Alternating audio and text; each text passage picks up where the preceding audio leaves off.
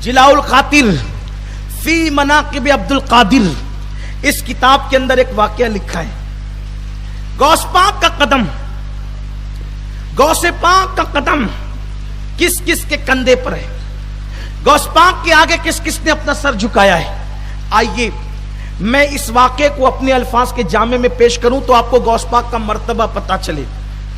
ایک نام ہے عشق و محبت کی تاریخ میں امام عشق و محبت کا، خیر التابعین کا، سید التابعین کا، یعنی سیدنا اویس قرنی کا۔ حضرت اویس قرنی کو آپ جانتے ہیں؟ یہ اویس قرنی کون ہے؟ توجہ فرمائے، یہ حضرت اویس قرنی کون ہے؟ حضرت اویس قرنی کا مرتبہ کیا ہے؟ اللہ کے رسول مصطفیٰ جان رحمت غیب دا نبی صلی اللہ علیہ وآلہ وسلم نے ارشاد فرمایا، اے علی، اے عمر، میرا یہ جبہ لے جانا اور میرے اویس کو دینا۔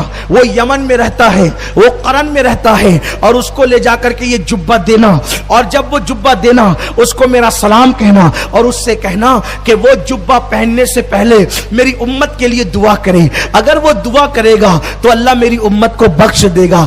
اب آپ حضرت اویس قرنی کا مرتبہ تھوڑا معلوم کیجئے کہ جس کے پاس دعا کروانے کے لیے رسول اللہ صلی اللہ علیہ وسلم اپنے صحابہ کو بھیج رہے ہیں، علی مرتضیٰ جیسے صحابی کو، فاروق اعظم جیسے صحابی کو بھیج رہے ہیں۔ یہ علی پاک سے ان کا مرتبہ بڑا نہیں ہے، فاروق اعظم سے ان کا مرتبہ بڑا نہیں ہے، رسول پاک سے کسی کا مرتبہ بڑا نہیں ہے، لیکن حضور علیہ السلام کیوں بھیج رہے ہیں؟ اس لیے کہ حضور کے علم میں یہ بات تھی کہ کبھی کوئی شخص تو تقریر کرے گا کہ ولی کے شہر کی طرف یا ولی کے آستانے کی طرف سفر کرنا ناجائز و حرام ہے، تو حضور نے کہا عمر اور علی جاؤ مدینے سے لے کے یمن تک کے ولی کی چوکھٹ تک سفر کرو، تاکہ ولی کی چوکھٹ تک سفر کرنا علی و عمر کی سنت ہو جائے۔ اور پھر علی مرتضیٰ اور مولائے کائنات صرف اپنی مرضی سے سفر نہیں کر رہے ہیں بلکہ حضور کے حکم سے سفر کر رہے ہیں۔ پتا چلا سفر کر کے ولی تک پہنچنا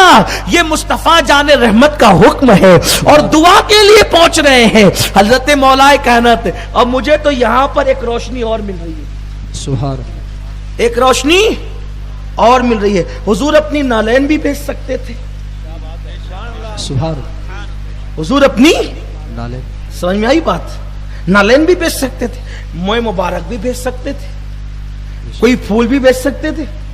جبہ کیوں بھیجا؟ اس لیے کہ جبہ کپڑا ہے اور وہ جیتے جی پہنتے ہیں، تو اشارہ مل گیا۔ کیا ملا؟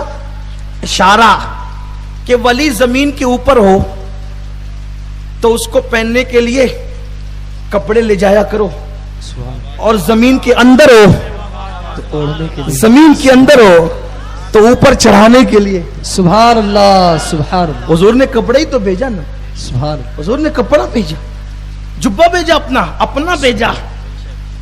یہ اشارہ، یہ لکھی ہوئی بات نہیں ہے، یہ اشارہ ملا ہے۔ تو عرض یہ کر رہا تھا میرے آقا صلی اللہ علیہ وسلم کے دیوانوں، آقا کریم صلی اللہ علیہ وسلم کا وصال ہو گیا، جبہ لے کر کے سیدنا مولائے کائنات اور سیدنا فاروق اعظم حضرت اویس قرنی کے پاس پہنچے۔ اپنے مرشد غوث پاک کی شان دل لگا کے سنو، ان کے دامن میں بند جاؤ، ان سے رشتہ مضبوط کر لو، اپنی اولاد کو ان سے منسوب کر دو۔ اللہ اکبر، کیا شان ہے میرے مرشد کی۔ حضرت اویس قرنی کے پاس مولائے کائنات سیدنا فاروق اعظم دونوں پہنچے اور کہا اویس، اللہ کے رسول نے تجھے سلام کہا ہے اور یہ جبہ تجھے تحفے میں دیا ہے کہ تو پہن کر کے امت کے لیے دعا کر۔ تو سیدنا اویس قرنی نے کہا، اے امیر المومنین فاروق اعظم، حضور نے میرا نام لے کر سلام کہا، حضور کی زبان پہ میرا نام آیا۔ کہا ہاں تیرا نام آیا حضور کی زبان پہ۔ تو حضرت اویس قرنی جھوم گئے، میرے یار نے میرا نام لیا، میرے محبوب نے میرا نام لیا۔ پھر کہا جب میرا نام آیا تھا زبان پہ تو کیفیت کیا تھی؟ کیسی کیفیت تھی بتاؤ نا۔ تو فاروق اعظم نے کہا اتنی محبت ہے تو ملنے کیوں نہیں آیا؟ ملنے آتا۔ عرض کی حضرت آپ نے تو ملے ہیں نا، یہ بتائیں کہ حضور کی بویں ملی ہوئی تھی کہ الگ الگ تھی؟ سبحان اللہ، آپ نے تو دیکھا نا حضور کو، مجھے بتائیں۔ فاروق اعظم رونے لگے، آنکھ میں آنسو آ گئے۔ فرمایا یہی تو بات ہے، میں تو نظر کے ڈر سے دیکھا نہ آنکھ بھر کے۔ سبحان اللہ، سبحان اللہ۔ ارے खुशी में देखा, गम में देखा, जंग में देखा, अमन में देखा, घर में देखा, मस्जिद में देखा, मिंबर पे देखा, मेहराब में देखा, नमाज में देखा, गैर नमाज में देखा, मिना के मैदान में देखा, अरफात के मैदान में देखा, वादी मुज़दलिफा में देखा, मशरे हराम पे देखा, हर जगह देखा। लेकिन जब देखता था शौक से देखता था। फारूक आजम के फरमान का मफहूम अपने ज़ौक़ के मुताबिक अर्ज़ करूं, जब देखता था ज़ौक़ के मुताबिक, शौक के मुताबिक, निगाहें उठती थी, बारी ताला की तजल्लियात के ऐसे पहरे लगे होते थे कि अदब की वजह से झुक जाती थी। उवैस, मैं आज तुझे नहीं बता सकता कि मेरे महबूब की भवें मिली हुई थी या अलग अलग थी। कहा हुजूर मुझसे पूछे मैं बता दूंगा, इसलिए कि अल्लाह अल्लाह उस महबूब ने मुझे अपना आप दिखाया है। मैं बता सकता हूं कि जब उनको कोई दूर से देखता था तो भवें अलग अलग नजर आती थी, और जब करीब से देखता था तो दोनों मिली हुई नजर आती थी। उनकी जुल्फे नहीं, रहमत की घटा छाई है, उनके अबरू नहीं, दो किबलों की यकजाई है। सुभान अल्लाह। करीब से देखने पे मिली भी नजर आती थी। फारूक आजम ने कहा मौलाए कहना थे, कहा ये जुब्बा लो और उम्मत के लिए दुआ करो। हजरत उवैस करनी ने जुब्बा रख दिया और रखने के बाद सर सजदे में रखा। अल्लाह तेरे महबूब की उम्मत को उन्हीं के सदके बख्श दो, अल्लाह तेरे महबूब की उम्मत को उन्हीं के सदके बख्श दो। हुजूर काफी है उम्मत की बख्शिश के लिए, लेकिन हुजूर ने वलियों की अजमत बताने के लिए वलियों तक भेजा। हजरत उवैस करनी जुब्बा रखकर सर सजदे में रख के दुआ करो, अल्लाह मेरे आका का वास्ता उनकी उम्मत को बख्श दे। अल्लाह ने फरमाया उवैस मैंने अपने महबूब की आधी उम्मत को तेरी दुआ पे बख्श दिया। उवैस मैंने तेरी वजह से, तेरी दुआ से अपने महबूब की आधी उम्मत को बख्श दिया। हजरत उवैस ने अर्ज की मौला जब आधी बख्श दी है तो आधी को और बख्श दे, आधी को और बख्श दे। जवाब आया उवैस आधी तेरी दुआ से बख्शा है और आधी को अब्दुल कादिर जिलानी की शफाअत से बख्शूंगा, आधी को अब्दुल कादिर जिलानी की शफाअत से बख्शूंगा। वो शफाअत करेगा तो बख्शूंगा।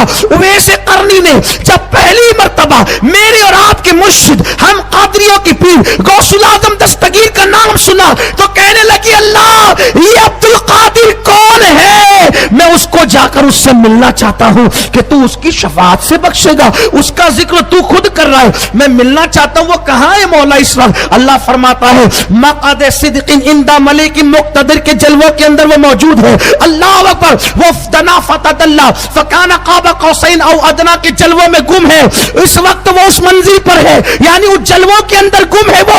अल्लाह अकबर। तो अल्लाह ने फरमाया उवैस वो जो मेरा अब्दुल कादिर है ना वो मेरे महबूब की औलाद में से है, वो मेरा भी महबूब है, मेरे महबूब का भी महबूब है, और वो क़यामत तक मेरे बंदों के लिए हुज्जत है, दलील है, मेरे बंदों के लिए दलील है। और उसका मर्तबा ये है कि वो जब आएगा तो वो इरशाद फरमाएगा कि मेरा ये कदम हर वली की गर्दन पर है, मेरा ये कदम हर वली की गर्दन पर है। हजरत उवैस करनी ने कहा फिर क्या होगा? तो कहा जितने वली अव्वलीन और आखिरीन है उसके आगे अपनी गर्दन को झुका देंगे और कहेंगे कि वो राख का ढेर हो गया। राख के ढेर को आप हवा में उड़ा दो, पैरों तले कुचल दो, दरिया में बहा दो, उसको कुछ भी करो, अब वो कुछ कर नहीं सकता। इसलिए कि राख के ढेर में कोई ताकत ही नहीं होती, कोई कुव्वत ही नहीं होती। कुव्वत तो उसको होती है जिसके दिल में इश्क मुस्तफा होता है। याद रखें शाम और यमन की तबाही के ताने बाने आज नहीं 1 सदी पहले से बुने जा चुके थे, बल्कि उससे पहले से बुने जा चुके थे।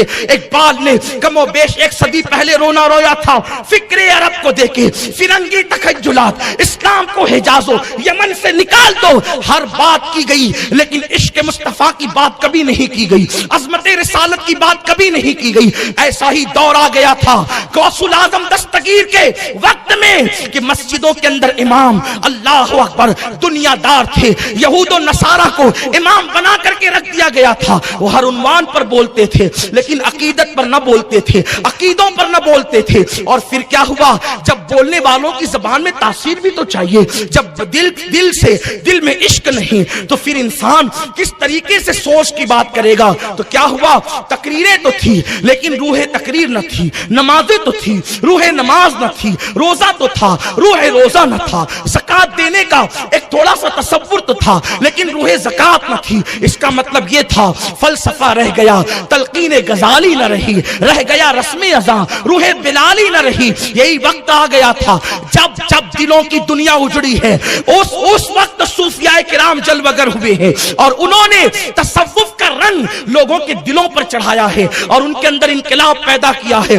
غوث الاعظم دستگیر کا دور وہ خطرناک دور تھا۔ ایک مسلمان سیٹ اور مالدار کے گھر میں 800 لڑکیاں گانے والی ہوتی تھی، 300 لڑکیوں کے ساتھ زنا کیے جاتے تھے۔ اگر میری زبان اس خوف سے ڈرتی کہ کسی کی غیبت ہو جائے گی تو میں ان لوگوں کے نام بھی لیتا، لیکن مجھے اس پہ ڈاؤٹ ہے کہ وہ لوگ واقعی مسلمان تھے یا جعلی مسلمان تھے۔ میں نے پڑھنے میں ابھی اس کی تحقیق نہیں کی، لیکن تاریخ بتاتی ہے اس دور کی تاریخ، 5ویں صدی ہجری کی تاریخ۔ وہ تاریخ کیا ہے پتا ہے؟ ایک مالدار کے گھر میں 800 لڑکیاں گانے والی، 300 لڑکیوں کے ساتھ زنا۔ اور وہ لڑکیاں کون ہوتی تھی پتا ہے آپ کو؟ وہ لڑکیاں اللہ اکبر یہودیوں کی بیٹیاں ہوتی تھی، عیسائیوں کی بیٹیاں ہوتی تھی۔ وہ مسلم بادشاہوں کو پوری رات شراب پلاتی تھی اور وہ گانے میں مصروف رکھتی تھی، اس لیے کہ تباہ ہونے والی قوم کا انداز ہوتا ہے کہ دولت کے نشے میں چور ہو کر لوگ اپنے مذہب کو پیٹ کے پیچھے ڈال دیتے ہیں، لوگ اپنے مسلک کو پیٹ کے پیچھے ڈال دیتے ہیں۔ لوگوں کو دولت نظر آتی ہے، لوگوں کو اقتدار نظر آتا ہے، لوگ حسن میں ڈوب جاتے ہیں، لوگ شراب و شباب میں ڈوب جاتے ہیں۔ جب کوئی شراب میں ڈوب جائے پھر اس کے دل میں ماں کے لیے عظمت نہیں رہتی، تو اس کے لیے دین کے لیے اس کے دل میں کیا عظمت ہوگی؟ اپنی اولاد کے لیے اس کے دل میں کیا عظمت ہوگی؟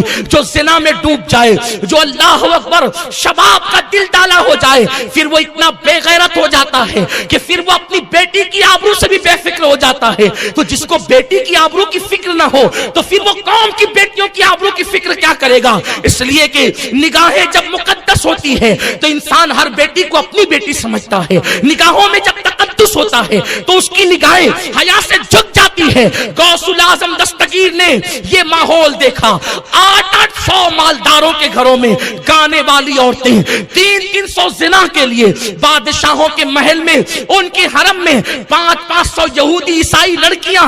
یہ ماحول دیکھ کر سرکار غوث الاعظم دستگیر نے ان کو تنبیہ فرمائی۔ اس سے پہلے کہ میں غوث پاک نے جو تصوف کے انداز کے ساتھ، صوفیانہ لب و لہجے کے ساتھ ان لوگوں کی اصلاح کی ہے، اس کو بتانے سے پہلے یہ بات بھی میں کہہ دوں، کیا میں اس دور کی جو تصویر کھینچ رہا ہوں تاریخ کے آئینے میں، کیا یہ ہمارے دور کی تصویر نہیں ہے؟ کیا یہ ہمارے زمانے کی تصویر نہیں ہے؟ آج کوئی 24 لوم کا مالک بن جائے تو پہلی بیوی اس کو بری لگنے لگتی ہے اور وہ کبھی تراشن والی کے ساتھ افیئر کرتا ہے، کبھی پڑوسی کے ساتھ افیئر کرتا ہے، کبھی پارکوں میں جا کر زنا کے اڈوں کو آباد کرنے کی کوشش کرتا ہے، پکنک کے نام پر جا کر کے معاذ اللہ وہ زنا کرتا ہے۔ مسلمانوں تمہیں غیرت آنی چاہیے۔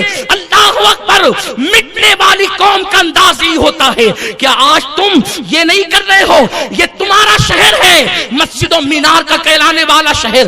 یاد رکھنا، میں پرواہ بولتے وقت کسی کی نہیں کرتا، یہی میری سب سے بڑی خامی ہو سکتی ہے آپ کی نظروں میں، لیکن میں آپ کو بیدار کرنا چاہتا ہوں۔ گنبد و مینار کے شہر میں رہنے والوں، شام میں مسلمانوں کے لاشوں کو کفن تک نہیں ہے، یمن میں دھواں اٹھ رہا ہے، بیت المقدس کے اندر مسلم ایک بیٹی کے ساتھ 8 سپاہی زنا کر رہے ہیں، معصوم بچوں کی جانیں جا رہی ہے۔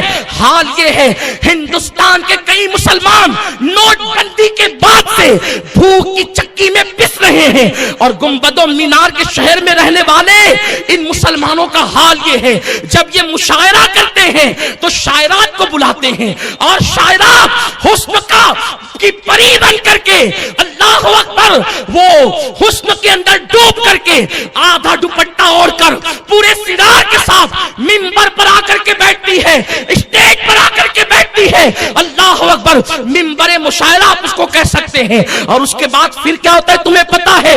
بڑے بڑے داڑھی والے حاجی، نمازی، مولوی، وہ سب اس سے لطف اندوز ہوتے ہیں، باضابطہ طور پر نفسانی خواہشات کو ورگلانے والے اشعار پڑھے جاتے ہیں، سیٹیاں بجتی ہیں، تالیاں بجتی بنتی ہے اور پھر وہ کچھ ہوتا ہے جس کو بیان کرنے سے میری زبان حیا خاموش ہے.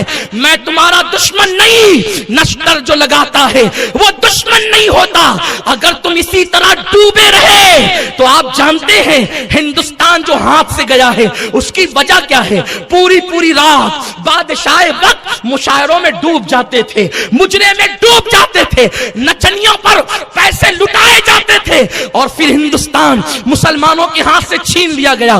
اگر تمہاری یہی روش نہیں تو یاد رکھنا جو شام میں ہو رہا ہے وہ ہندوستان میں بھی ہو سکتا ہے, جو یمن میں ہو رہا ہے وہ ہندوستان میں بھی ہو سکتا ہے. صوفیہ کی تعلیم یہ ہے, سید الطائفہ جنید بغدادی کہتے ہیں اگر ہو سکے تو بکری کے تھن پر بھی نظر بلا وجہ نہ کرنا, اس لیے کہ جو نظروں کی حفاظت نہیں کرتے اللہ ان سے ایمان کی لذت کو چھین لیا کرتا ہے. ایک مرتبہ اللہ اکبر حضرت بایزید سے کسی نے پوچھا, اے بایزید مجھے نماز میں لذت نہیں ملتی. ارشاد فرمایا شاید تو نے کسی زانی کا چہرہ دیکھ لیا ہے اسی لیے تجھے نماز میں لذت نہیں ملتی. اگر زانی کا چہرہ دیکھو تو نماز میں لذت نہیں ملتی. جو پوری رات انٹرنیٹ پر زنا کے مناظر دیکھتے ہو انہیں نماز میں لذت کیسے مل سکتی ہے. جو پوری رات گویوں کو دیکھتے ہو, ننگا ناچ دیکھتے ہو, انہیں نماز میں لذت کیسے مل سکتی ہے. اسی لیے تو نماز پڑھنا بھاری ہو گئی.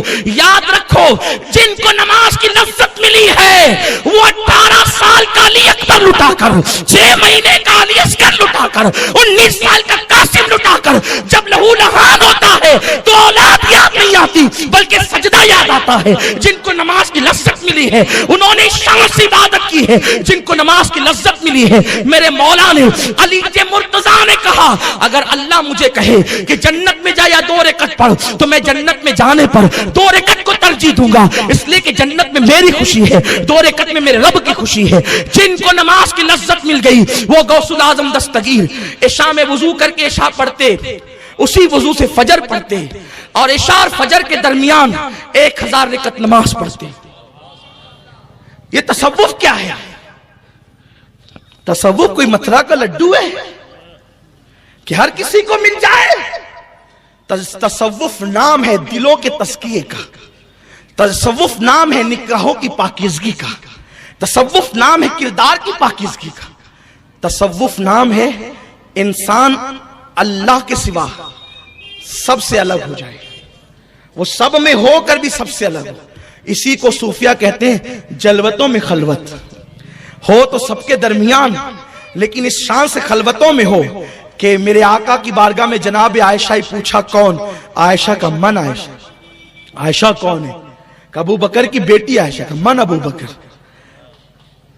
کہ محمد کی بیوی عائشہ کا من محمد. محمد کون ہے؟ یوں ہے یہ تصوف کی تعبیرات ہے, یہ تصوف کی تشریحات ہے. تم تباہ ہونے والی قوم کا انداز ہی ہوتا. مسلمانوں ہم تباہی کے دہانے پر پہنچ رہے ہیں.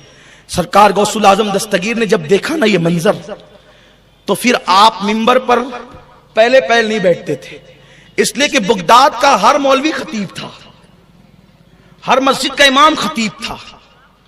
غوث پاک خطاب نہیں کرتے تھے. ایک دن حضور علیہ السلام تشریف لائے. بعض لوگ اس کو خواب کا واقعہ کہتے ہیں لیکن ملا علی قاری نے اس کو عالم بیداری کا واقعہ کہا ہے.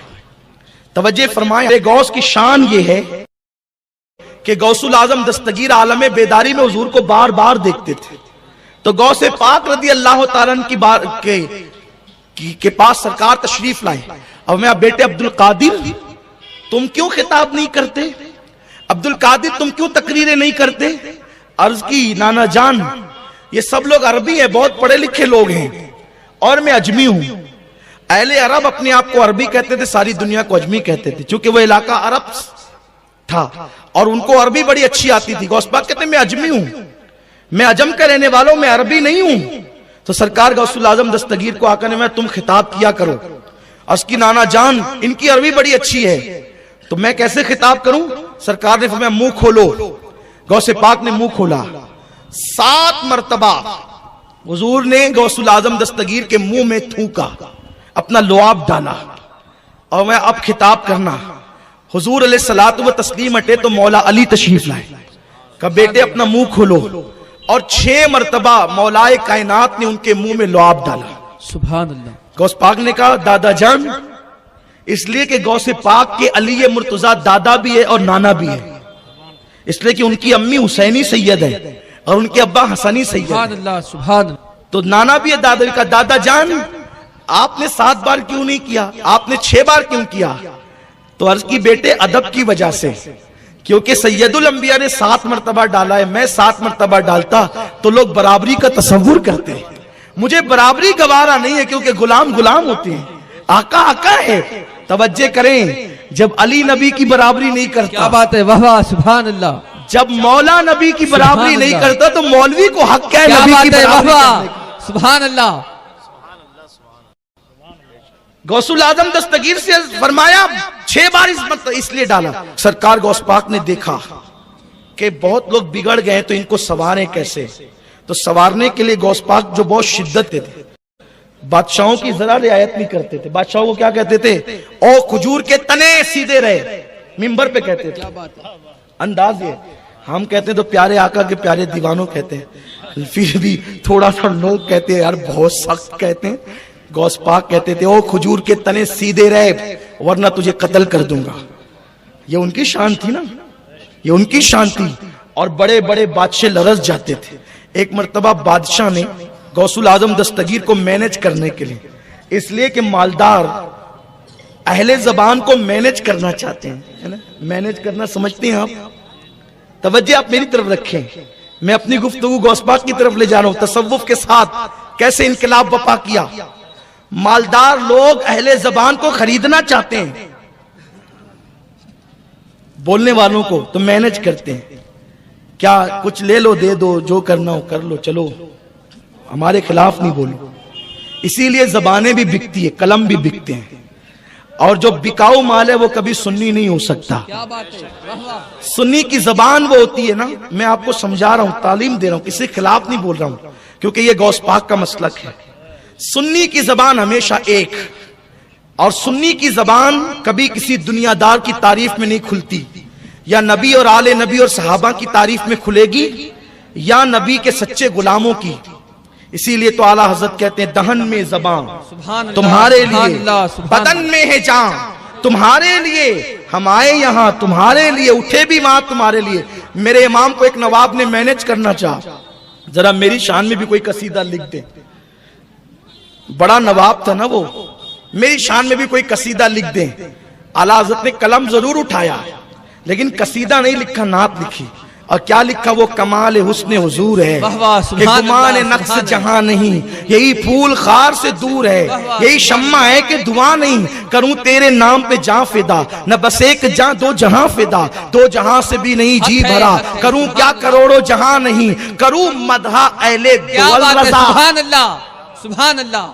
کروں مدح مدح اہل. ابھی الیکشن آ رہا ہے آپ کے شہر میں، دیکھو کتنی زبانیں بکے گی، کتنے ٹھیکیدار کیسے کیسے بدعقیدوں کی تعریف کرتے ہوئے نظر آئیں گے. تب پتا چلے گا اصلیت کس کے پاس ہے. اللہ حضرت کہتے ہیں کروں مدح اہل دول رضا، پڑے اس بلا میں میری بلا، میں گدا ہوں اپنے کریم کا، میرا دین پا رہے نام. حق ہے، واہ واہ. اہل حق کو ہمیشہ کانٹے کی طرح دیکھا گیا کیونکہ حسین اعظم کے یزید پیر تک چومتا اگر حسین بک جاتے. لیکن مولا حسین جانتے تھے پیر چموانے میں فضیلت نہیں ہے، باطل کے سامنے استقامت کا پہاڑ بننے میں فضیلت ہے. اور لوگوں کو پتا ہے کہ بہت بکے، نہ کبھی علی کے خون کو خریدا گیا ہے نہ خریدا جا سکتا ہے. سبحان اللہ سبحان اللہ. یہ خاص بات ہے. اور جو علی سے وابستہ ہو گئے ان کو بھی خریدا نہیں جا سکتا. اسی لیے تو ابھی صوفی ملت جو اشارہ کر رہے تھے، انجمن سرکار مفتی اعظم کا نام جس مفتی اعظم سے ہے وہ حضور مفتی اعظم کی شان یہ ہے. جب حکومت نے نسبندی کی اور لوگوں نے کہا حضرات حکومت کا فیصلہ ہے، آپ کی زبان بول رہی تھی، اس لیے کہ کوئی ولی کب تک نہیں بنتا جب تک غوث العظم نہ چاہیں. غوث العظم چاہتے ہیں تو علی کی بارگاہ میں فائل بھیجتے ہیں. حق ہے، حق ہے، واہ واہ. ولایت کی فائل چلتی ہے. کیا بات ہے. یہ آپ کو شاید پتا نہیں ہے، پہلے فائل غوث العظم کی بارگاہ میں آتی ہے. اب تمہاری طرح نہیں ہوتی جو آپ اپنی سمجھنا سمجھو اس کو. اللہ والوں کے معاملات کو اپنے بھی قیاس نہیں کریں، صرف سمجھانے کے لیے بولا جاتا ہے، ورنہ فائل کیسی ہوتی ہے جب اس منزل میں جاؤ گے تو دیکھو گے۔ غوث پاک اس پہ اپنی مہر لگاتے ہیں، پھر وہ مولا علی کے پاس جاتی ہے۔ جب تک علی نہیں لگاتا نا اس وقت تک کوئی ولی نہیں بنتا۔ واہ واہ سبحان یہ ہے ولایت، جس کے گھر سے ولایت تقسیم ہوتی ہے وہ خاندان علی ہے۔ ہاں تو اور جو علی سے منسلک ہو گئے ان کو بھی خریدا نہیں۔ کیوں خریدا نہیں جا سکتا؟ میرے دادا مرشد حضور مفتی اعظم نے فرمایا حکومت کی بات کرتے ہو، حکومت بدل جائے گی، بریلی کا فتویٰ نہیں بدلے گا۔ سبحان اللہ سبحان اللہ۔ لوگ تقریریں بھی کرتے ہیں سنیوں کو لبھانے کے لیے کہ مفتی اعظم نے دیکھو کیسا فتویٰ دیا۔ مفتی اعظم نے یہی تھوڑی فتویٰ دیا، مفتی اعظم نے تو یہ بھی دیا نا کہ گستاخ رسول کافر ہے۔ حق ہے۔ آپ کو نسبندی کے خلاف فتویٰ نظر آ گیا؟ آپ کو نسبندی کے خلاف فتویٰ نظر آ گیا؟ وہ فتویٰ آپ کو نہیں دکھا؟ کیا بات ہے، میری واہ واہ۔ یادداشت تو خدا نے بہت مضبوط کی اللہ نے۔ بہت اچھا ہے، واہ ہاں واہ، مجھے سبحان یاد اللہ۔ ہے۔ سبحان سنیو بن پیندے کے لوٹے مت بنو کبھی بھی۔ ہاں یہ ہنسنے کی بات نہیں ہے، سنی بنو سنی، دورنگی چھوڑ دے یک رنگ ہو جا، سراسر موم یا پھر سنگ ہو جا، یک گیر محکم بگیر۔ اور سن لو سنیو، اگر تم نے سچے دل سے نبی اور علی کا دامن پکڑا ہے، غوث الاعظم اور صحابہ کا دامن پکڑا ہے، خدا کی قسم تم قیامت تک کسی کے محتاج نہیں ہو۔ اس لیے کہ غوث الاعظم نے فرمایا میرا مرید مشرق میں ہو اور میں مغرب میں ہوں، اور مجھے مدد کے لیے پکارے تو میں اس کی مدد کے لیے پہنچ جایا کرتا ہوں۔ فرماتے ہیں میرے مرید کو ٹھوکر لگتی ہے اور وہ گرنے والا ہوتا ہے تو میں اس کا ہاتھ پکڑ کر اس کو گرنے سے بچا لیا کرتا ہوں۔ اسی لیے میرا امام کہتا ہے حکم نافذ ہے تیرا، خامہ تیرا سیف تیری، حکم نافذ ہے تیرا، خامہ تیرا سیف تیری، دم میں جو چاہے کرے دور ہے شاہ تیرا۔ واہ سبحان اللہ سبحان اللہ۔ اس لیے سبحان اللہ، آپ کو عقیدے کے معاملے میں سمجھوتے کی ضرورت نہیں ہے، مضبوط سچی عاشق رسول بن کر رہو۔ کبھی اپنی زبان سے کسی بد عقیدہ کی تعریف نہیں کرنا، کسی گستاخ کے ساتھ سمجھوتا نہیں کرنا۔ تو عرض کر رہا تھا غوث الاعظم دستگیر فرماتے ہیں او کھجور کے تنے سیدھے رہے ورنہ تجھے قتل کر دوں گا۔ قتل کرنے سے مطلب کیا؟ وہ جانتے تھے ان کی زبان اٹھے گی یہ قتل نہیں کریں گے۔ فرماتے عزوم قاتل عند القتال، فرماتے میں انتقام لینے والا ہوں، قتل کرنے والا ہوں۔ اشارہ کرنے کی بات ہے بس۔ تو میرے غوث کو بادشاہ نے مینج کرنا چاہا، نذرانہ لے کر آیا۔ ملا علی قاری لکھتے ہیں 10 تھیلی بڑے بڑے، 10 تھیلیاں دینم و دینار سے بھری ہوئی لے کر کے آیا۔ لیجئے حضرت قبول کیجئے۔ غوث پاک نے دیکھا، ان کی نظر تو ان کی نظر تھی نا، نظر فرماتے ہیں اگر میری زبان پر شریعت کی پابندی نہ ہوتی تو جو کھا کے آتے وہ بھی بتاؤں گا اور جو رکھ کر آتے وہ بھی بتاؤں گا۔ میرے گاؤں میں، میرے شہر میں کچھ لوگ ایسے ہیں جن کو 3 طلاق ایک ہی طلاق دکھتی ہے، تو وہ لوگ کہتے ہیں عبد القادر جیلانی صاحب تو ہمارے ہیں نا، کیونکہ ہم بھی رفع دین کرتے تھے وہ بھی رفع دین کرتے، ہم بھی کرتے وہ بھی کرتے تھے۔ میں نے کہا جی سبحان اللہ، اگر رفع دین کرنے سے وہ تمہارے ہو گئے تو پھر بہت اچھی بات ہے نا، بہت اچھی بات ہے۔ اگر رفع دین کرنے سے تمہارے ہو گئے تو غوث پاک یہ کہتے ہیں نا، کیا کہتے ہیں سن، کہتے ہیں کہ جو تو کھا کے آتا ہے وہ بھی جانتا ہوں اور جو تو بچا کے آتا ہے وہ بھی جانتا ہوں، پھر یہ عقیدہ بھی رکھ۔ غوث پاک فرماتے ہیں اللہ اکبر، آپ تو یہ برداشت نہیں کر سکیں گے، آپ نے رفع دین میں ان کو اپنے پالے میں لے لیا، لیکن وہ ایسی ہستی نہیں ہے کہ کوئی کسی کے پالے میں چلے جائے۔ ارے سارے پالے ان کے، قیامت میں بھی جھنڈا لے کر اٹھیں گے، قادری جھنڈا ان کے ہاتھ میں ہوگا۔ ہاں ان کے ہاتھ میں قادری جھنڈا، وہ کیا ہستی ہے تمہیں کیا پتا ہے۔ رسول اللہ موسیٰ علیہ السلام کو ساتھ میں لاتے ہیں اور کہتے ہیں موسیٰ دیکھ اس کو، یہ میرا بیٹا ہے۔ ارے ایسے ہی بیٹوں کا تعارف ہوتا ہے، کس کو؟ موسیٰ علیہ السلام کو لا رہے ہیں۔ آقا موسیٰ دیکھ یہ میرا بیٹا ہے، اس جیسا کوئی تیری امت میں ہے تو بتا۔ حضرت موسیٰ نے کہا نہیں یا رسول اللہ، میری امت میں تو ایسا کوئی بھی نہیں ہے۔ ایک مرتبہ میرے غوث خطاب کر رہے ہیں، خطاب کرتے کرتے ہوا میں چلنے لگے۔ یہ تو آپ کو کہانی لگتی ہے نا، لیکن اس کو ملا علی قاری شارح بخاری نے لکھا، محدثین نے لکھا اس کو۔ ہوا میں چلنے لگے، چلتے چلتے کہا اے بنی اسرائیلی رک اور مجھ محمدی کا خطاب میری تقریر سنتے جا۔ جب تقریر ختم ہوگی تو لوگوں نے کہا حضرت یہ آپ نے کس کو روکا تھا؟ فرمایا خضر اڑ کر کے جا رہے تھے تو میں نے ہاتھ پکڑ لیا، ادھر آؤ ذرا میری بھی تقریر سن کر کے جا۔ یہ میرے غوث کا مرتبہ ہے. سبحان اللہ. ارے جب غوث ایسا ہے تو علی کیسا ہوگا, علی ایسے ہے تو نبی کیسے ہوں گے, یہی تو بات ہے. تو غوث الاعظم کی بارگاہ میں وہ لے کر کے آیا توڑے دولت کے, کہا یہ قبول کیجئے. فرمایا اچھا لائی در, لیا اور 2 تھیلی اٹھائی اور اٹھا کر کے اس کو نچوڑا. جب نچوڑا نا تو اس میں سے خون ٹپکنے لگا.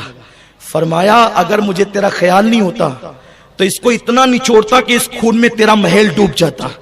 تو لوگوں کا خون لاتا ہے اور خون لا کر کے مجھے تحفے میں پیش کرتا ہے. یہ دولت نہیں ہے, تو لوگوں کا خون چوس کر کے لایا. سنیو, تحفے بھی دیکھ داکھ کر وصول کیا کرو.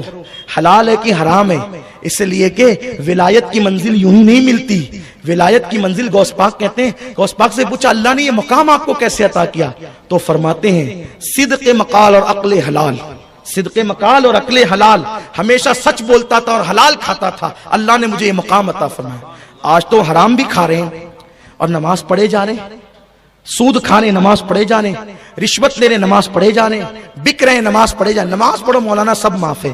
ارے پہلے دیکھ تو نماز بھی قبول ہے کہ نہیں. تیرے پیٹ میں حلال ہے تب نماز قبول ہے, اور پیٹ میں حلال نہیں تو نماز بھی قبول نہیں. جو ایک لقمہ کھائے حرام کا 40 دن تک اللہ اس کی عبادت قبول نہیں کرتا. اور تو کیا ہے, جو منہ میں آ رہا ہے کھاتا جا رہا ہے, جو ہاتھ میں آ رہا ہے کھاتا جا رہا ہے. اس لیے لوگوں اپنی عقیدے کی حفاظت کرو. پھر غوث الاعظم دستگیر نے کیسی حفاظت کی, سنیت کی.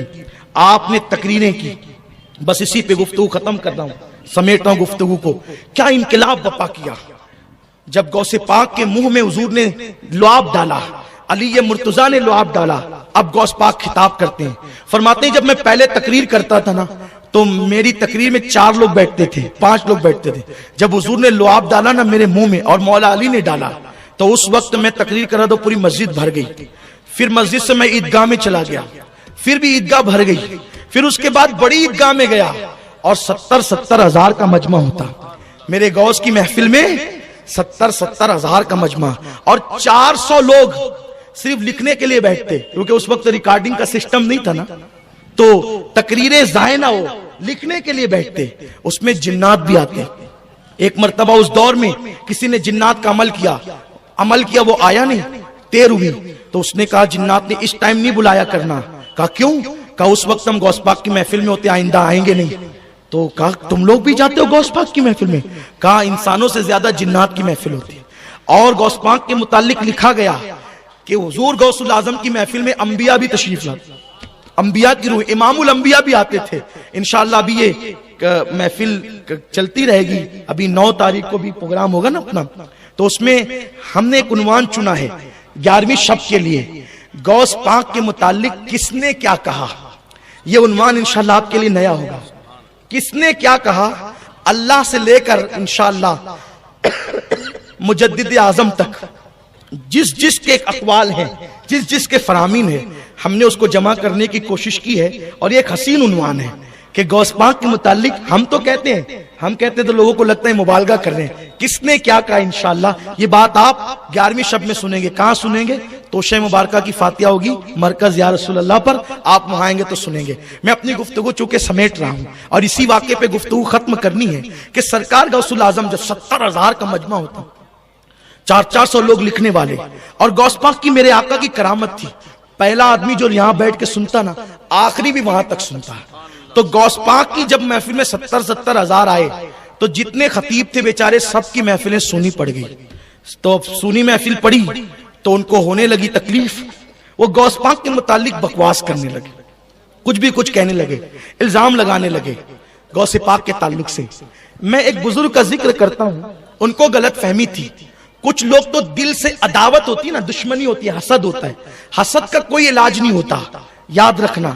لیکن اللہ پاک ولیوں کی شان بیان کرتے ہوئے کہتا ہے ولیوں کی پہچان یہ ہے جب کوئی ان سے حسد کر کے جاہل الجھتا ہے تو وہ ہر ایک کے منہ نہیں لگتے. کیا کہتے ہیں؟ وَإِذَا خَاطَبَهُمُ الْجَاهِلُونَ قَالُوا سَلَامًا. جب جاہل ان سے الجھتے ہیں تو وہ سلام کر کے آگے بڑھتے ہیں, بھائی چھوڑو, اب چھوڑو, ہمیں چھوڑو, جان چھوڑو ہماری, ہم تم سے نہیں الجھتے. یہ ہوتا ہے. تو کچھ لوگ جہالت کی وجہ سے, حسد کی وجہ سے غوث پاک کی محفل کی 70 ہزار کا مجمع دیکھ کر کے جلتے, الگ الگ الزام لگاتے.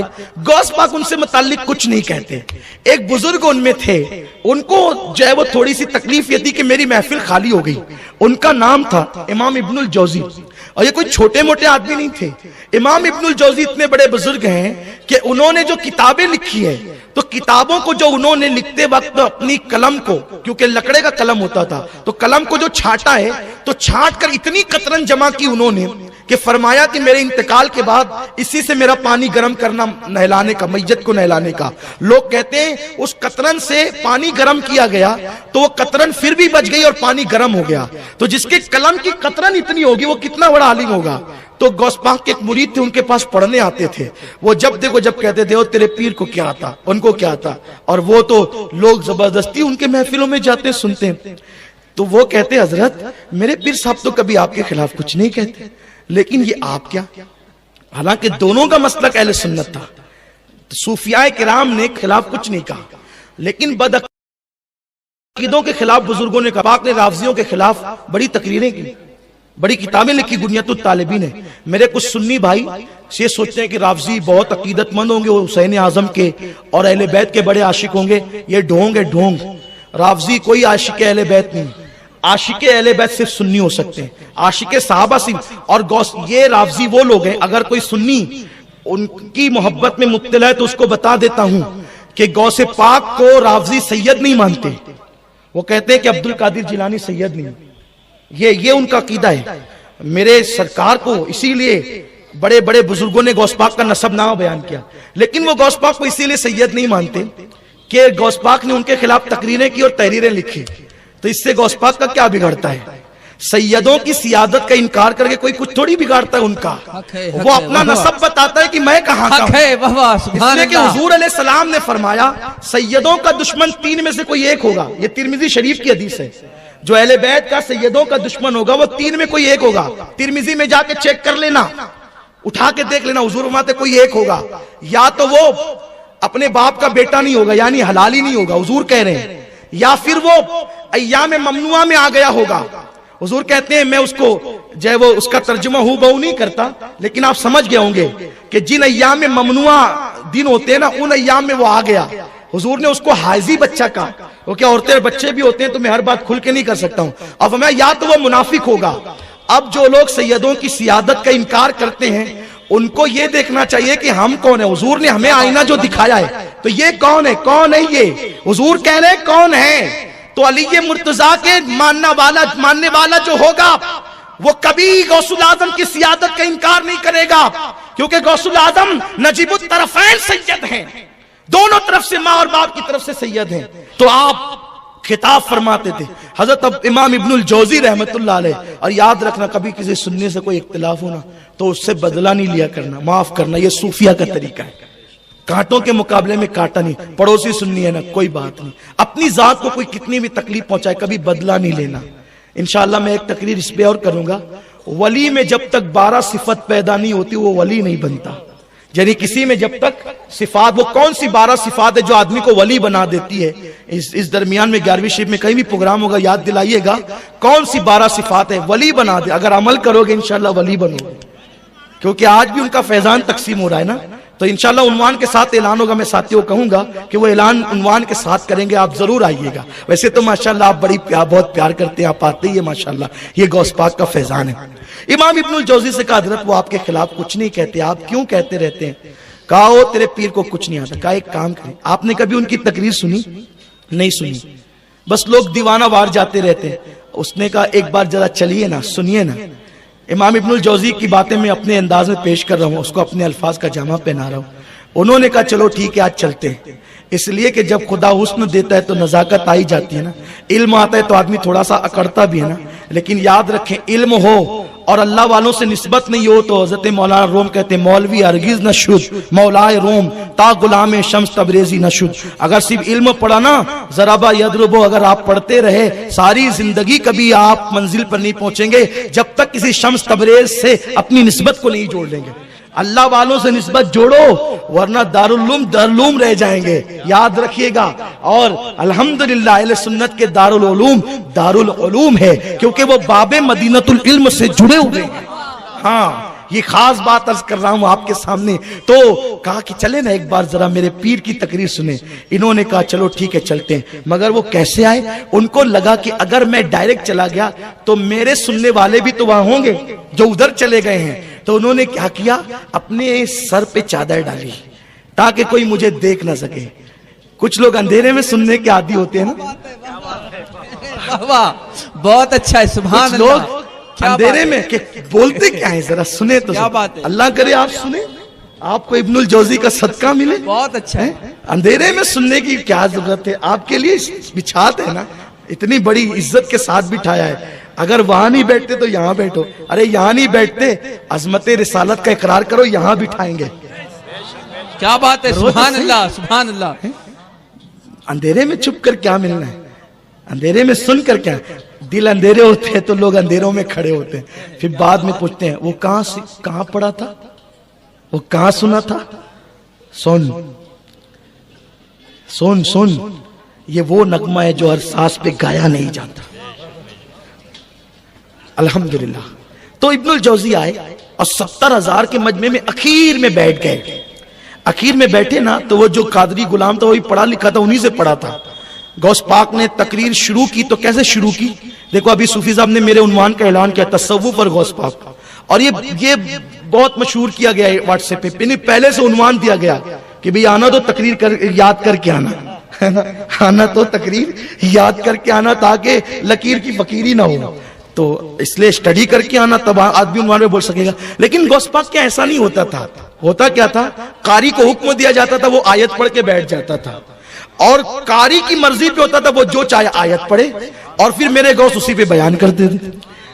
ہماری جماعت کے ایک بہت بڑے عالم ہیں, وہ یہ کہتے ہیں اکثر کہ میں دیکھتا ہوں کہ لوگ خطبے میں جو آیت پڑھتے ہیں 2 گھنٹہ تقریر کر کے کبھی اس کا ترجمہ بھی نہیں کرتے, ہے نا. ایسا ہماری جماعت کے ایک بزرگ کہتے ہیں, لیکن وہ انہی کو زیب دیتا ہے, بڑے بزرگوں کو زیب دیتا ہے. تو بہرحال اس کا ترجمہ بھی بیان ہو جانا چاہیے, اس کی تشریح بھی ہو جانا چاہیے تقریر میں جو آپ نے موضوع سخن بنایا. ورنہ کبھی کبھی تو تقریر میں آدمی بھول جاتا ہے کہ میں نے کون سی آیت پڑھی, میں نے آیت کون سی پڑھی ہے, لیکن مجھے یاد ہے میں نے کون سی آیت پڑھی. قد افلح من تزکا وذکر اسم ربہ فصلی. یہ تصوف کی طرف اشارہ کرتی ہے کہ جنہوں نے اپنے دلوں کو پاک کر لیا اللہ نے ان کو کامیاب فرما دیا, اور دلوں کے پاک کرنے کا نام جو ہے وہ تصوف ہے. تو آیت قاری پڑھتا تھا, اور قاری جب آیت پڑھتا تھا پھر غوث پاک منبر پہ آتے تھے اور بیٹھ کر کے اس پہ تقریر کرتے تھے. قاری نے آیت پڑھی 70,000 کا مجمع, غوث پاک بیٹھ گئے, اور بیٹھنے کے بعد آپ نے آیت کا ترجمہ کیا, پھر ایک تفسیر کی. تو تفسیر کی تو اس قادری غلام نے ان کی طرف دیکھا, بہت بڑے عالم تھے نا وہ ابن الجوزی, ان کی طرف دیکھا. انہوں نے کہا یہ آیت کی تفسیر جو تیرے پیر نے کہی ہے نا, مجھے اس کا علم ہے, میں پڑھاؤں اس کو, مجھے آتی ہے یہ بھی. پھر غوث پاک نے دوسری کی, پھر ان کی طرف دیکھا تو کہا یہ بھی میرے علم میں ہے. پھر تیسری کی, کہا یہ بھی میرے علم میں. چوتھی یہ بھی. ایک آیت کی 70,000 ظاہر تفسیر ہے اور باطن الگ ہے, اس کا جو ہے وہ صوفیانہ مفہوم الگ ہے. تو 11 تفسیر بیان کی غوث پاک نے, تو 11 پر ابن الجوزی کہتے رہے مجھے آتا ہے. لیکن جب 12ویں شروع کی نا تو پھر 12ویں پر قادری نے دیکھا, ایک قادری لوگ بھی نا بڑے ہوشیار ہوتے ہیں نا. ہاں, قادریت بھی بہت بلندی پہ لے جانے والی چیز ہے نا. دنیا کا ہر سنی قادری ہے, یہ سمجھنا. آپ یہ نہیں سمجھنا کہ میں قادری ہوں تو قادریت کی تعریف کر رہا ہوں. جہاں فیضان ہے سب میرے غوث کا فیضان. نقشبندیوں کو بھی, سہروردیوں کو بھی, چشتیوں کو بھی, سب کو ان کی عطا ہے, اور سب قادری ہے دنیا میں جو خوش عقیدہ ہیں.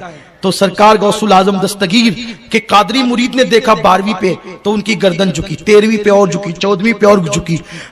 بعض لوگوں نے کہا 21 تفسیر بیان کی, اور ملا علی قاری فرماتے ہیں 40 تفسیر بیان کی. 11 پر ابن الجوزی رک گئے, اور ان کے علم سے 29 تفسیریں غوث پاک نے زیادہ بیان کی. 29 کا علم ان کو نہیں تھا. جب 40ویں تفسیر پہ پہنچے تو فرمانے لگے قال کو چھوڑو, اب حال کی طرف آؤ, اب ظاہر کو چھوڑو باطن کی طرف آؤ. جیسے کہا نا قال کو چھوڑو حال کی طرف آؤ, تو پورا مجمع کھڑا ہو گیا. کسی نے کپڑے پھاڑے, کوئی رونے لگا, کوئی بے ہوش ہو گیا, کوئی زمین پہ گر گیا, کسی کا انتقال ہو گیا. وہ قادری دیکھنے لگا ابن الجوزی کہاں ہے, تو ابن الجوزی وجد میں آ کر یہاں پگڑی اچھلتی ہے، اسے میخانہ کہتے ہیں۔ ابن الجوزی وقت میں آ کر اپنے کپڑوں کو پھاڑ دیتے ہیں اور اس کے بعد 70,000 کا مجمع چیرتے ہوئے غوث پاک کے قدموں کو پکڑ لیتے ہیں۔ وہ قادری ڈھونڈ رہا تھا کہاں ہے، جب دیکھا تو وہ غوث پاک کے قدم پکڑ کے کہتے ہیں حضرت معاف کر دیجئے اور مجھے اپنے مریدوں میں اور شاگردوں میں شامل فرما لیجئے۔ یہ غوث الاعظم دستگیر کی شان ہے۔ اسی لیے میرے امام نے فرمایا سر بھلا کیا کوئی جانے کہ ہے کیسا تیرا، اولیاء ملتے ہیں آنکھیں وہ ہے تلوہ تیرا۔ اللہ ہمیں آقاؤں کی غلامی میں رکھے اور ہمیں اللہ تعالیٰ اہل سنت کے تھے، اور بہت شان و شوکت کے ساتھ آپ کی زندگی گزرتی تھی۔ تو بڑے پیر صاحب کو اتنے ٹھاٹ باٹ سے اور پیچھے اتنا بڑا جمگٹھا دیکھ کر کے پوچھا من انت، تو کون ہے؟ سرکار غوث پاک اس کے لب و لہجے سے سمجھ گئے کہ یہ صاحب کہنا کیا چاہتے ہیں۔ ظاہر سی بات ہے انسان کے پاس اگر علم ہوتا ہے تو اس علم کی گرمی بھی ہوا کرتی ہے۔ یاد رکھیں علم والے دو قسم کے ہوتے ہیں، ایک علم ظاہر والے اور ایک علم اللہ والے۔ جو علم ظاہر والے ہوتے ہیں وہ چھوٹی چھوٹی باتوں پر جو ہے پنکتے ہیں، لڑتے ہیں، جھگڑتے ہیں، یہ علم ظاہر والوں کی بات ہے۔ لیکن جن علم کے ساتھ اللہ والے ہوتے ہیں تو پھر وہ بہت سنجیدہ ہوتے ہیں، بہت با اخلاق ہوتے ہیں، بہت با کردار ہوتے ہیں، بہت با عمل ہوتے ہیں۔ ان کو دیکھو تو خدا یاد آتا ہے، ان کی زندگی کو دیکھو تو رسول پاک کی زندگی یاد آتی ہے، بس ان کی زندگی ہی بڑی عجیب ہوتی ہے۔ تو مفتی اعظم مکہ نے کہا تو کون ہے؟ تو حضور غوث الاعظم دستگیر بڑے پیر صاحب نے کہا آپ کو کام کیا ہے؟ تو چونکہ غوث پاک کوئی چھوٹی موٹی ذات تو تھی نہیں، آپ نے فرمایا آپ کو کام کیا ہے؟ تو کہا کہ آپ کو دیکھ کر، آپ کا رکھ رکھاؤ دیکھ کر، آپ کا ٹھاٹ باٹ دیکھ کر مجھے ایسا لگتا ہے کہ آپ عالم دین ہیں۔ میرے غوث نے فرمایا الحمدللہ میں عالم دین ہوں۔ تو اس مفتی اعظم مکہ نے کہا آپ مجھے جانتے میں کون ہوں؟ میں مکے کا مفتی اعظم ہوں۔ تو انہوں نے فرمایا مفتی اعظم مکہ نے کہ آپ کا نام کیا ہے؟ تو آپ نے فرمایا مجھے عبد القادر الگیلانی کہتے ہیں، یعنی جیلانی کہتے ہیں۔ حضور غوث الاعظم سے مفتی اعظم مکہ نے کہا اگر آپ اتنے بڑے عالم ہیں تو چلو بیٹھتے ہیں اور بیٹھ کر کے کچھ مسئلے مسائل پر بحث و مباحثہ کرتے ہیں۔ اس لیے کہ عالم کتنی بھی بڑی پگڑی باندھ کر کے آئے، کتنا بھی خوبصورت لباس پہن کر کے آئے، اس کا علم کتنا ہے، اس کا علم معیار کتنا ہے، اس کا مبلغ علمی کتنا ہے، یہ کب پتہ چلتا ہے؟ جب وہ گفتگو کرتا ہے، جب وہ بات چیت کرتا ہے، جب وہ مسائل پر زبان کھولتا ہے، تب پتہ چلتا ہے کہ اس کے پاس علم کتنا ہے۔ تو ظاہر سی بات ہے پیچھے تو 20,000 کی فوج ہے، لیکن آپ کو آتا جاتا ہی کچھ نہیں تو پھر کیا بات ہے؟ تو سرکار غوث الاعظم دستگیر سے انہوں نے کہا کہ چلو بیٹھ کر کے کچھ بات چیت کرتے ہیں اور مسائل پہ ڈسکس کرتے ہیں۔ حضور غوث پاک نے کہا اب غوث پاک ہیں، غوث پاک چاروں فقہ جانتے تھے، فقہ حنبلی جانتے تھے، فقہ حنفی جانتے تھے، فقہ شافعی جانتے تھے، فقہ مالکی جانتے تھے۔ تو آپ نے فرمایا مفتی اعظم مکہ صاحب سارے بحث و مباحثے بعد میں کریں گے، پہلے آپ میرے ایک سوال کا جواب دو۔ مفتی اعظم مکہ نے کہا کیا سوال ہے آپ کا؟ اس لیے کہ جس کی ساری زندگی کتابیں پڑھنے اور پڑھانے میں گزری ہو تو اس کے لیے سوالات کی حیثیت کیا ہو سکتی ہے؟ تو حضور غوث الاعظم دستگیر نے فرمایا مفتی صاحب یہ بتائیے کہ حضور صلی اللہ علیہ وسلم نے ساری زندگی غسل فرمایا، اس پر کوئی کلام اور بات چیت نہیں، لیکن حضور علیہ السلام کا پوری زندگی کا غسل قیمتی، ایک ایک لمحہ قیمتی، مگر سب سے قیمتی غسل جو حضور علیہ السلام کا تھا وہ بعد از وصال تھا۔ وصال کے بعد حضور صلی اللہ علیہ وسلم کا غسل سب سے قیمتی غسل تھا۔ تو وہ غسل جو دیا ہے مولا علی نے دیا ہے، وہ غسل کا پانی کہاں چلا گیا؟ وہ غسل رسول کا پانی جو حضور کے جسم سے مس ہوا وہ پانی کہاں چلا گیا؟ جیسے ہی غوث الاعظم دستگیر نے سوال کیا تو مفتی اعظم مکہ کو حیرت ہوئی کہ اتنا سوال مضبوط اور اتنا زبردست ہے تو یہ کوئی آدمی معمولی نہیں لگتا، لیکن وہ بھی مفتی اعظم مکہ تھے، کوئی معمولی آدمی تو نہیں تھے، پوری زندگی پڑھنے پڑھانے میں گزری تھی، بہت بڑے عبادت گزار متقی پرہیزگار آدمی بھی تھے۔ انہوں نے فرمایا کہ حضرت آپ مجھے ایک رات کی مہلت دیں۔ کل صبح ہم پھر ملیں گے انشاءاللہ، اور میں آپ کے سوال کا جواب انشاءاللہ کل دوں گا. آج مجھے نہیں معلوم ہے. دیکھو یہ کہنا کہ مجھے نہیں معلوم ہے یہ بھی ایک علم ہے. آج کل انسان مجھے نہیں معلوم ہے یہ کہنے میں شرم محسوس کرتا ہے. حالانکہ نہیں معلوم ہے تو نہیں معلوم ہے. ارے نہیں معلوم ہے کہنا یہ فرشتوں کی سنت ہے. سبحانک لا علم لنا، یہ لا علم لنا کہنا یہ فرشتوں کی قدسیوں کی سنت ہے. اور مجھے سب آتا ہے کہنا اور اس پہ غرور کرنا یہ شیطان کا طریقہ ہے. تو مفتی اعظم مکہ نے کہا حضور کل انشاءاللہ، کیونکہ اب وہ سوال سن کر ہی کان کھڑے ہو گئے کہ سوال کرنے والا کوئی معمولی آدمی نہیں ہے. تو وہ اب گئے اور رات بھر ادھر ادھر خوب جو ہے وہ کتابیں دیکھتے رہے، لیکن ان کو کہیں کچھ نہ ملا نہ ملنا تھا. اور جب خوب پریشان ہوئے تو بعد میں وہ فجر کی نماز سے کچھ پہلے جب تھک گئے کتابیں دیکھتے تو آپ سو گئے. دعا کرتے ہوئے سو گئے، اللہ میری مشکل کو آسان کر دے. اچھا، ایک سوال یہ پیدا ہوتا ہے کہ حضور صلی اللہ علیہ وسلم نے جو غسل کیا تھا بعد وصال، جو آپ کو غسل دیا گیا تھا، وہ کتنا قیمتی تھا آپ کو معلوم ہے؟ وہ کتنا قیمتی تھا، اور اس پانی کی برکت کیا تھی، اس پانی کی شان کیا تھی؟ مولائے کائنات شیر خدا علی مرتضیٰ منبر پہ کھڑے ہو کر فرماتے تھے مجھ سے جو پوچھنا ہے پوچھ لو، مجھ سے جو پوچھنا ہے پوچھ لو، میں تمہیں بتا دوں گا. حتیٰ کہ مولائے کائنات گھوڑوں کا نسب تک بتا دیتے تھے. کون سا گھوڑا کس کی اولاد میں سے ہے، گھوڑوں کا.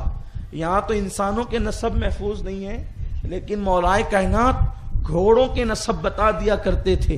میرے پیارے آقا صلی اللہ علیہ وسلم کے پیارے دیوانوں، تو ایک دن کسی نے پوچھ لیا، اے علی آپ کو اللہ نے اتنا علم دیا کہ آپ کہتے ہیں کہ مجھ سے جو پوچھنا ہے پوچھ لو میں تمہیں بتا دوں گا، تو آپ یہ بتائیں اتنا علم آپ کے پاس آیا کہاں سے؟ ذرا توجہ کریں. حضور علیہ الصلوۃ و تسلیم کے غلاموں، مولائے کائنات شیر خدا علی مرتضیٰ باب مدینۃ العلم سے کسی نے کہا علی آپ کہتے ہیں جو پوچھو گے میں بتا دوں گا، تو یہ بتاؤ کہ یہ علم آیا کہاں سے ہے؟ تو اس وقت مولائے کائنات فرماتے ہیں کہ میں نے جب رسول اللہ کو بعد وصال غسل دیا، اور غسل دینے کے بعد حضور علیہ الصلوۃ و تسلیم کے آنکھوں کی پلکوں پر جو پانی رہ گیا تھا اور ناف کے گڑے میں جو پانی رہ گیا تھا، میں نے سوچا اب اس سے بڑھ کر موقع کیا ہوگا. میں نے انگلیوں سے نکلنے والا پانی تو خوب پیا ہے، لیکن اب یہ سعادت نصیب نہیں ہوگی کیونکہ حضور تو دنیا سے تشریف لے جا رہے ہیں. تو میں نے حضور کے پلکوں پہ جمع ہوا پانی پی لیا، اور حضور کی ناف میں جو پانی جمع تھا وہ پانی میں نے چوس لیا. وہ 2 قطرے پانی چوسنے کی برکت ہے کہ اللہ نے مجھے اتنا زیادہ علم عطا فرما دیا، مجھے اتنا بڑا علم عالم اللہ نے بنا دیا. اور کتنا بڑا علم عطا کیا پتہ ہے؟ ایک مرتبہ سائنسدانوں کے اندر بحث ہوئی کہ یہ تخلیق کیسے ہوئی، کائنات کیسے بنی، چاند کیسے بنا، سورج کیسے بنا، ستارے کیسے بنے، سیارے کیسے بنے، یہ سب چیزیں کیسی بنی، اس پر بحث ہونے لگی. تو خوب لوگ تحقیق کرنے لگے، ادھر تحقیق ادھر تحقیق، یہ ملک جانا وہ ملک جانا، یہ سب لوگ کرنے لگے. تو کسی علی کے ماننے والے نے کہا ایک کام کرو، علی کے خطبات پڑھ لو کہ کائنات بنی کیسے. تو غیر مسلم عیسائی تھا، جب اس نے میرے مولا کا خطبہ پڑھا تو اس نے 2 باتیں کہی، یا تو جس نے کائنات بنایا اسی نے یہ خطبہ دیا ہے، یا تو جس نے کائنات بنایا اسی نے یہ خطبہ دیا ہے، یا پھر کائنات بن رہی تھی تو یہ دیکھ رہا تھا اس نے خطبہ دیا ہے. 2 چیزیں ہو سکتی ہے، یا تو یہ خطبہ بنانے والے کا ہے، یا جس کے سامنے کائنات بن رہی تھی اور اس نے اپنی نگاہوں سے مشاہدہ کیا. غور فرمائے، یہ علم علی ہے. اور علم علی آیا کہاں سے ہے؟ بخاری اور مسلم تو ان کی خیرات ہے، بخاری اور مسلم تو ان کی خیرات ہے، تفاسیر کی کتابیں تو ان کی خیرات ہے. لیکن سنو لوگوں، علی کو اتنا علم آیا کہاں سے؟ تو میرے مولا نے کہا رسول اللہ کے آخری وقت میں جو غسل کا پانی تھا، جو بعد وصال حضور کی پلکوں پہ جمع تھا اور ناف میں جمع تھا، میں نے چوس لیا تو اللہ نے مجھے اتنا بڑا عالم بنا دیا. اب بتائیے کہ جس کے 2 قطروں کو چوس کر کے علی اتنے بڑے عالم بنتے ہیں، حضور کے اس غسل کے پانی کی برکت کیا ہوگی؟ جس کی 2 بوند ہے سرو سلسبیل ہے، وہ رحمت کا دریا ہمارا نبی، جس کے تلووں کا دھون ہے آب حیات، جس کے تلووں کا دھون ہے آب حیات، ہے وہ جان مسیحا ہمارا نبی۔ جب تلووں کا دھون آب حیات ہے تو ناف کی گرہ میں آنے والے پانی کی شان کیا ہوگی، پلکوں پر جمے ہوئے پانی کی شان کیا ہوگی۔ اب سمجھے حضور علیہ الصلوۃ والتسلیم کے وصال کے بعد کے غسل کے پانی کی اہمیت کیا ہے۔ تو حضور غوث پاک نے مفتی اعظم مکہ سے یہی پوچھا کہ مفتی صاحب بتائیے وہ پانی کہاں گیا، وہ پانی کہاں گیا۔ مفتی اعظم مکہ نے کہا کل جواب دیں گے، اور پوری رات ڈھونڈتے رہے۔ یاد رکھنا کتاب سب پڑھتے ہیں لیکن کتاب سے کام کی باتیں سب کو نہیں ملتی، بلکہ جس پر خاص کرم ہوتا ہے پھر اسی کو سجائی دیتا ہے، فیضان علم کی برکتیں اسی کو ملتی ہے۔ اب مفتی اعظم مکہ ڈھونڈتے ڈھونڈتے سو گئے دعا کرتے ہوئے، جب آنکھ لگی تو دل کی آنکھیں بیدار ہو گئی۔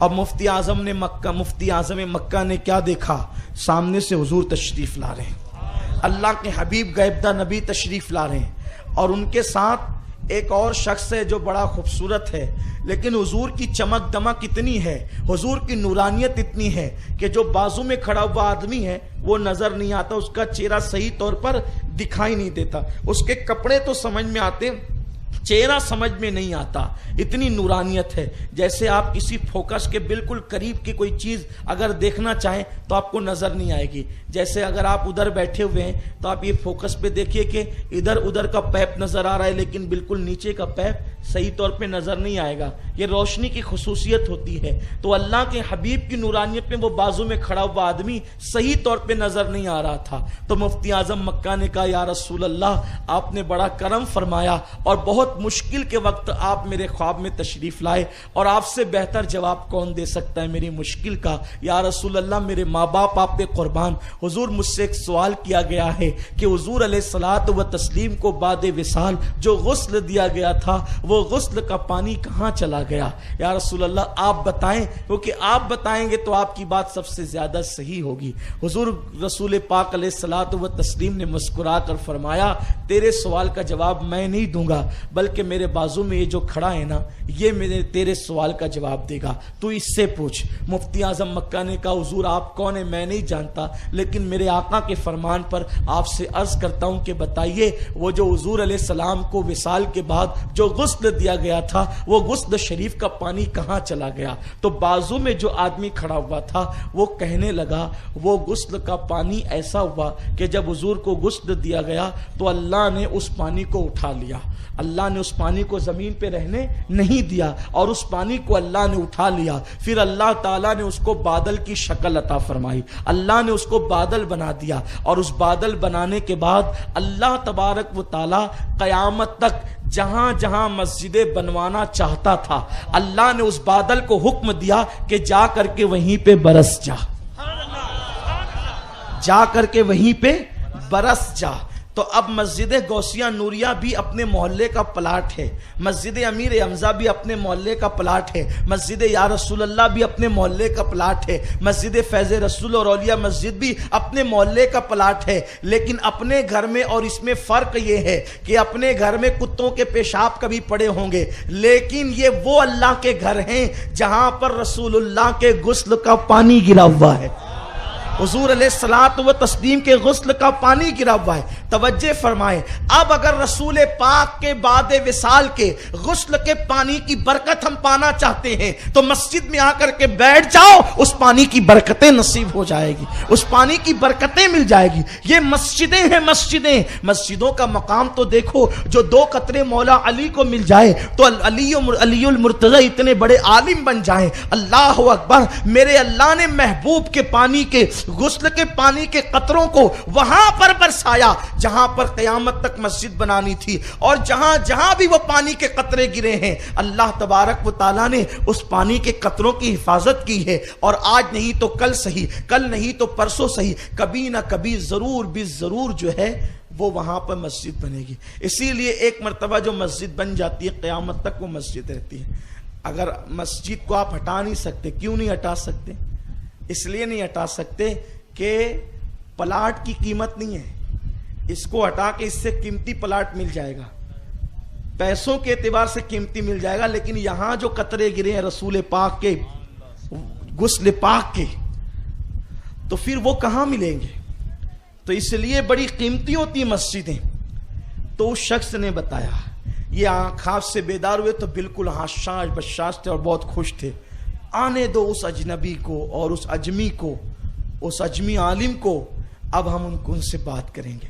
اس کے بعد جب صبح ہوئی تو میرے غوث فرشان کے ساتھ آئے۔